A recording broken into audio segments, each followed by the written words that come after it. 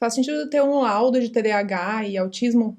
Talvez tu pense que ter um laudo seja ser colocado em uma caixa. Talvez tu tenha uma grande suspeita do teu diagnóstico e isso já te basta. Ou talvez tu seja pai ou mãe de uma criança possivelmente neurodivergente, mas não quer trazer esse estigma para a vida da criança ou qualquer outro motivo similar. Nas situações individuais de autista adulto, eu não vou te forçar nada, tu é adulto, tu sabe o que tu faz da tua vida, e eu entendo. Fora isso também tem o valor, né, que é muito caro, principalmente para autistas adultos, porque a gente não consegue diagnóstico pelo SUS. Já nas situações de pais e mães, eu de uma certa forma entendo, olhando assim com outros olhos, mas se tem uma coisa que é quase unânime na comunidade neurodivergente, quando a gente tem um diagnóstico tardio, é a nossa revolta do tempo perdido quando a gente é diagnosticado. E em alguns casos, após o diagnóstico na vida adulta, a gente pode acabar culpabilizando os nossos pais, pelo menos por um período. Ainda mais futuros adultos que são crianças hoje, num período onde tem muita informação na internet. Se tu for pai ou mãe, tá nessas dúvidas, dá uma olhada na minha playlist de diagnóstico, na minha playlist de traços. Tem partes bastante emocionais em alguns desses vídeos, que podem te dar uma perspectiva sobre diagnóstico tardio e sobre o quanto fez falta o diagnóstico na minha infância. Mas eu nasci em 85, a gente não tinha a informação que a gente tem hoje. E aí, depois de todas as considerações, pode ser que tu talvez esteja te perguntando por quê? Por que é tão importante e o que um laudo e um diagnóstico podem nos trazer? Então eu vou contar um pouco para você sobre isso. Peço antes, por favor, só para darem uma curtida no vídeo, por favorzinho. E se tu quiser me dar outra forma de apoio, tem o meu Pix, meu Apoia-se, e tu também pode virar membro. Eu não sou profissional da saúde mental. Esse vídeo não substitui, em hipótese alguma, profissionais especializados. E o meu conteúdo ele tem embasamento científico e na comunidade neurodivergente e na minha própria vivência de TDAH, autista e outras comorbidades. Não façam a mesma burrice que eu fiz. Coloquem luva para cortar pimenta, tá? Ontem eu cortei muita pimenta sem luva e o meu cérebro tá me avisando até hoje o quanto eu fui burra, me mandando sinais de dor.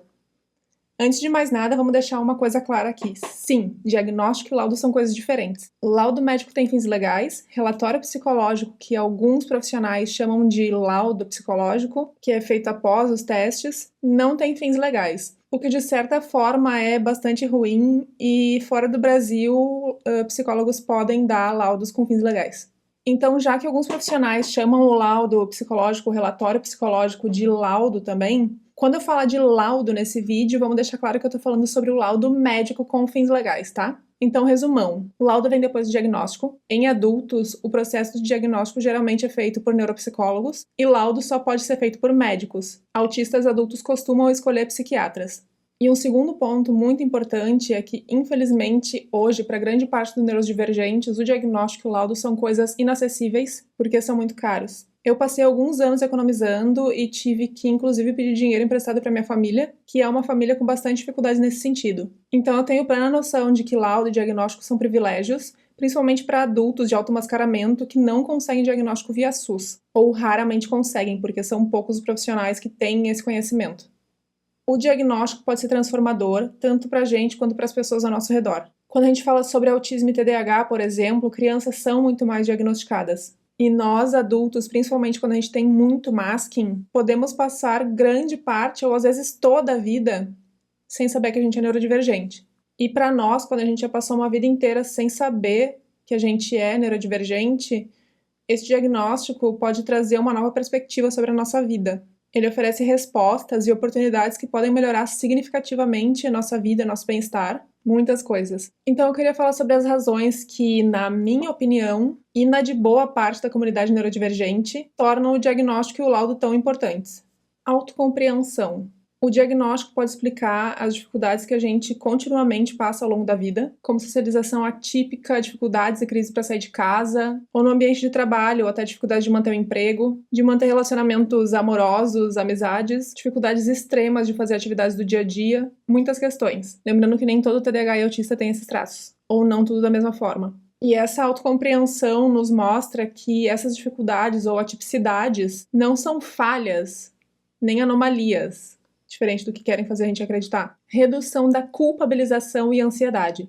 Quando a gente passa a vida inteira sem saber sobre o nosso diagnóstico, a sensação de culpa, frustração e ansiedade podem ser enormes. Entender que as dificuldades ou atipicidades não são culpa nossa, não são falhas e sim neurodivergência, ajuda a remover muito o peso do nosso ombro e ajuda a melhorar um pouco a culpabilização externa também, ou deveria. O diagnóstico também pode ajudar na ansiedade de ter uma resposta para aquela voz interna de que tu é diferente do resto do planeta. E aí um diagnóstico claro e bem feito pode dar fim nessa busca. Mas é claro que com o diagnóstico tardio é muito comum que a gente tenha síndrome de impostora, impostora. Então dificilmente vai ser algo 100%. Tratamento especializado. O diagnóstico correto pode ajudar num tratamento correto. Mas cuidado, quando eu falo sobre tratamento, eu não estou falando de enfiar mais masking, de ensinar teu filho autista a te abraçar, quando ele claramente sente desconforto com isso e vai fazer por condicionamento, aumentando o masking e piorando depressão e ideação suicida a longo prazo. Eu estou falando de te ajudar na disfunção executiva, gigantesca em TDAHs, que pode ser inclusive um motivo de medo de futuramente ir morar na rua, de repente aprender formas alternativas de comunicação, de auxiliar aquele autista que se auto-machuca, etc, etc. Ai, que ódio, não peguei o microfone. Enfim, coisas que ajudem o neurodivergente e não a sociedade a fingir que neurodivergentes não existem. E eu também tô falando de uma possível vida inteira de tratamentos para depressão e ansiedade sem tratar a causa por trás. E essa causa por trás possivelmente tem a ver com neurodivergentes numa sociedade que não nos entende e a gente sofrer muito com isso. Sofrer de diversas formas. E tratar isso desenvolvendo uma autocompreensão, uma autoconfiança, autocompaixão, anticapacitismo, pode ter uma função parecida com a boia jogada em alto mar para quem está se afogando. Acomodações/ajustes. Após o diagnóstico, já sabendo, fica mais fácil de a gente adotar estratégias e acomodações para lidar melhor com as dificuldades do dia a dia, como abafadores de ruído, panelas de pressão eletrônica para a gente não queimar o feijão, pequenas coisas que fazem sentido com o nosso cérebro e tornam o nosso dia a dia muito mais possível. Suporte. Todo autista precisa de suporte, porque não existe remédio para tchau autismo, mesmo que temporariamente. Já alguns TDAHs, por exemplo, sentem que só o remédio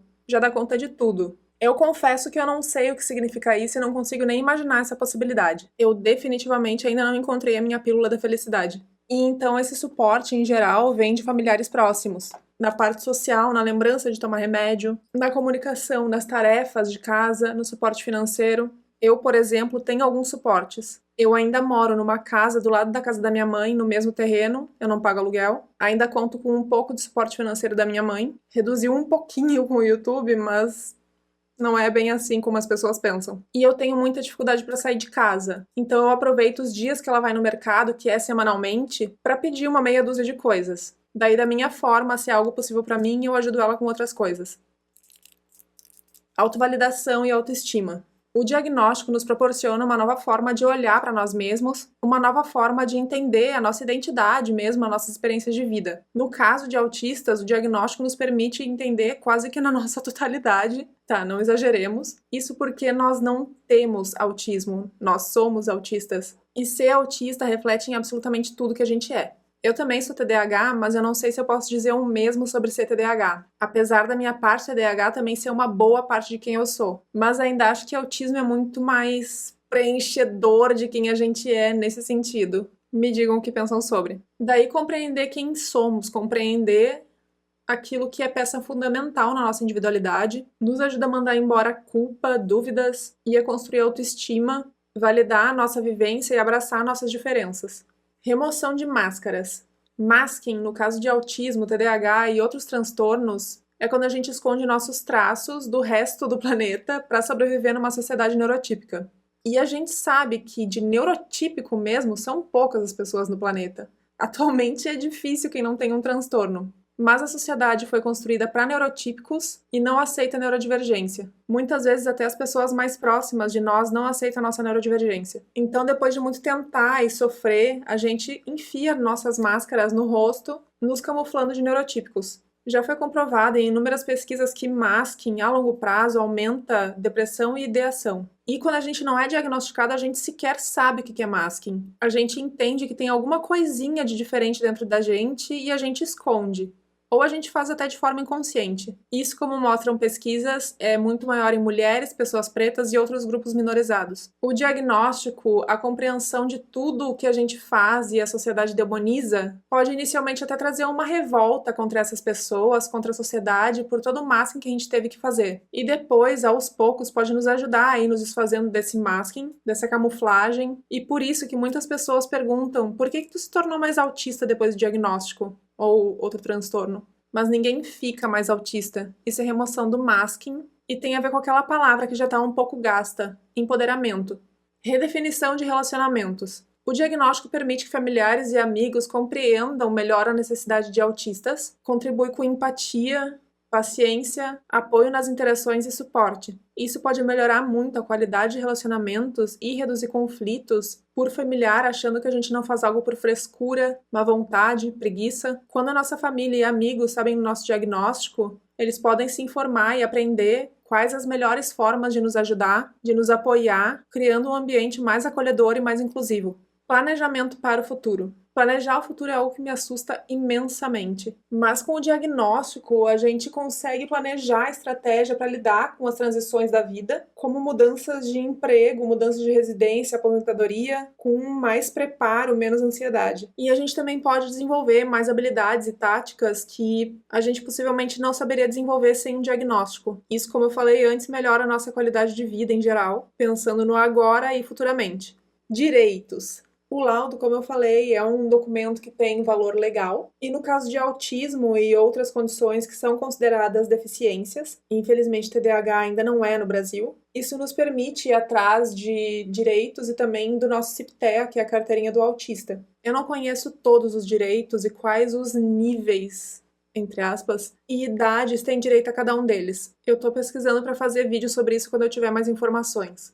Além do CIPTEA, a gente também pode ter direito a passe livre, e em alguns casos muito específicos que, pelo que eu li, precisa comprovar a situação de risco, atender critérios de miserabilidade, tem o BPC-LOAS. Eu acho que ainda tem esses critérios e outros para conseguir ele, mas ainda vou fazer um vídeo mais específico sobre quando eu tiver mais informações. Quanto ao CIPTEA, eu tenho esse vídeo aqui falando mais sobre ele, sobre como fazer ele, para que ele serve e tudo mais. Luta. E então, depois de um tempo diagnosticados, depois de um tempo de descobrir quem a gente é, depois do nosso castelo desmoronar e a gente reconstruir todo ele, com alguns cacos quebrados, depois de passar de uma possível revolta e da nossa autocompreensão ser relativamente boa, pode começar a surgir um bichinho dentro da gente, uma necessidade de luta por inclusão, por conscientização, uma luta para ir contra o capacitismo e a psicofobia. Luta para que os próximos autistas não passem pelo que a gente passou, para que quem sabe um dia a gente não passe mais por muito do que a gente passa hoje. Luta para que os profissionais entendam mais sobre autismo futuramente, para que parem de fazer certas pesquisas extremamente capacitistas. Luta no nosso dia a dia para a gente ter aquilo que a gente tem direito no nosso trabalho ou com aqueles à nossa volta, com aqueles que dizem nos amar. Luta para que mais pessoas que estão hoje sofrendo sem saber o porquê possam ser diagnosticadas e laudadas no futuro próximo via SUS, quando os profissionais tiverem mais conhecimento sobre automascaramento e adultos neurodivergentes. E crianças também que não têm aqueles traços estereotipados do que as pessoas entendem que é autismo.